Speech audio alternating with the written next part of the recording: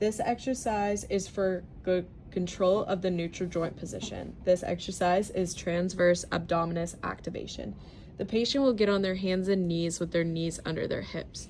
The patient then will try to suck their belly up and in by flattening their stomach while maintaining a flat back position. Then the patient holds for 10 seconds and does 10 reps. This is an exercise for control of the neutral joint position. This exercise is the multifidus activation. Have the patient laying face down and relaxed.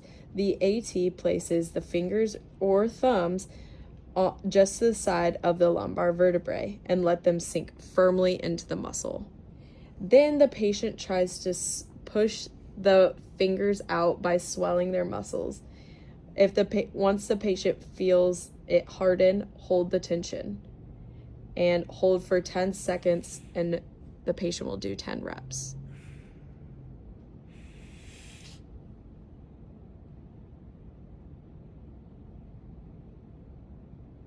This is an exercise for the global stability and control in one direction. It's the bent knee fallout. So the patient is going to lay on their back with their knees bent. The patient is going to tighten their core, and then they're going to drop one knee slowly to 45 degrees and bring it back up. And they can do 15 to 20 slow reps.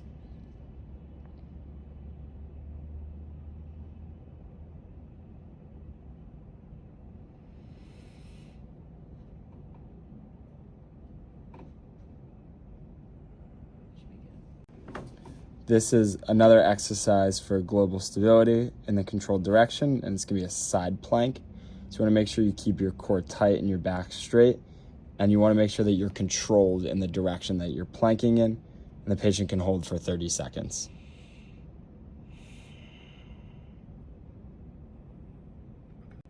This is an exercise for rehabilitative global stabilizer control through range. This is Sarman level 1, or for obliques.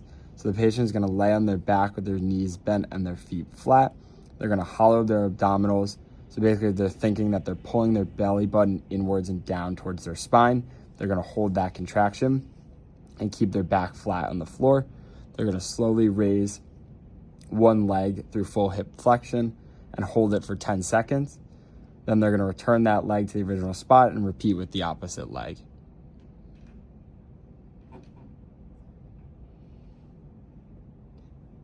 And they could do 10 reps. This is another exercise for the rehabilitative global stabilizer control through range. The patient is going to lie face down on the table. They're going to place their hands behind their head, squeezing their glutes together and doing a posterior rotation of their pelvis. They're going to lift their upper body off of the table, keeping their head and lower body straight. They're going to hold at the top for 3 seconds, and they'll perform 10 reps.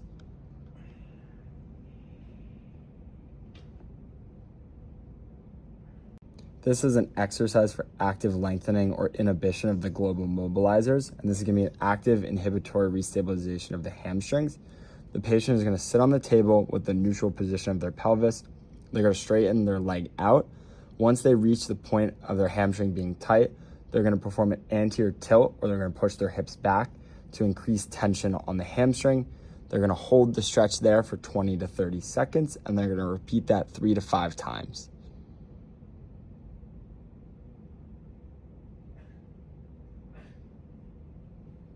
This is another exercise for active lengthening or inhibition of global mobilizers, and this is Sarman level 3.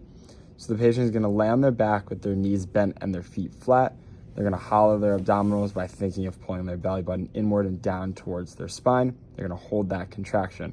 They're going to keep their back flat on the floor. They're going to slowly raise one leg through full hip flexion, and they're going to fully extend the opposite leg. They're going to hold the opposite leg for about 3 seconds, and then they're going to raise that leg through the full hip flexion.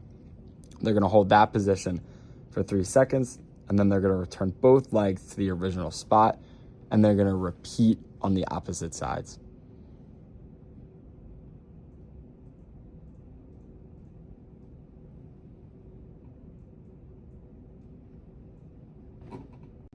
Another exercise that you can do for stability with added load is leg lifts or leg drops. the patient is going to raise their legs all the way up as far as they can go, and then they're going to slowly drop them back down. Right before they touch the table, they're going to hold, and they have to maintain their core throughout, and they can perform 3 sets of 10 reps.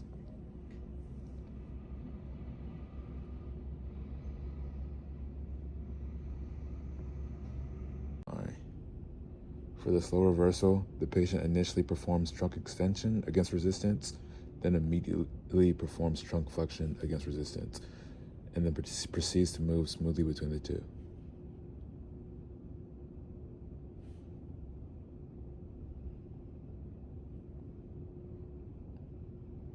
Another exercise that you can do with stability with added load is you could do single arm rows. So you want to row one arm up while the other holds you on the floor in a plank position. And you want to make sure you maintain core stability throughout. And you want to increase weights for more added load.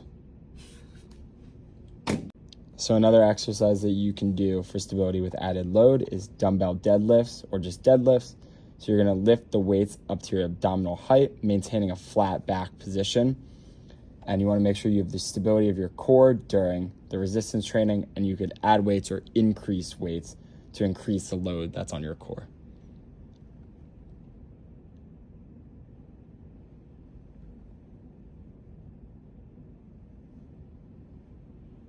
So one exercise that you can do for stability with added load is a front squat.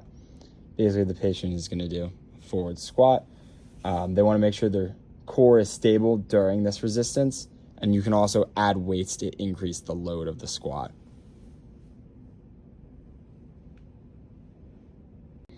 This is an exercise for stability with high-speed limb and trunk movements. This first exercise is split lunges. The patient will switch between each lunging with each leg, making sure they maintain their posture, stability, and correct positioning. The patient will perform 20 reps and do 3 sets.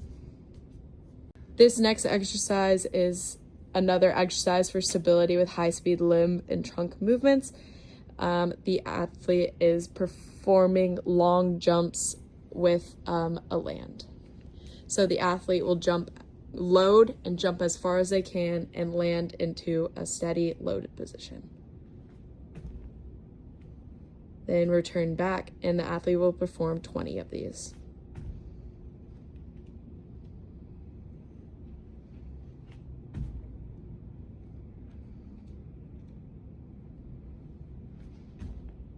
This next exercise is another exercise for stability with high-speed limb and trunk movements.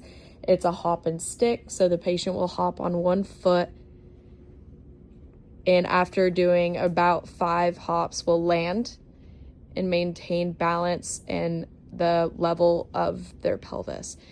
To make it more difficult, the patient can hop front and back or side to side and stick a landing after 5.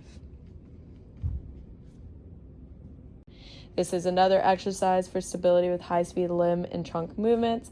It's a medicine ball rotational throw, can be added in, but the patient will be sitting on the ground with a medicine ball and rotate from side to side quickly. High speed, testing and maintaining their posture and stability of their core. This is for their obliques.